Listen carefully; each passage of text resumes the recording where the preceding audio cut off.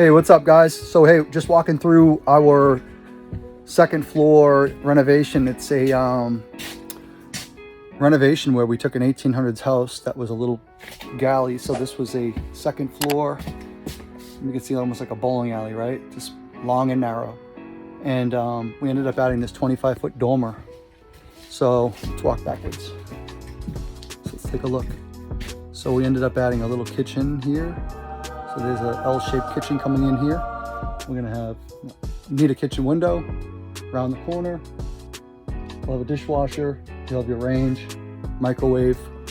We have a refrigerator outside here, open concept, but we have a bathroom, full bath, kids' bedroom. Then we got the master bedroom here. It was originally just the master, a small little kitchenette, no window, a little tiny bathroom that you actually could not, you took a shower like this. So pretty rad.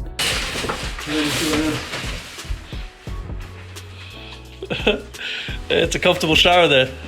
We ended up doing this, so blew out the whole ceiling, took out the rafters, 25 foot, wall boards coming in. So doing the final walkthrough, cleaning up, making sure the boys, when they come, the next trade comes through, they have a clean slate.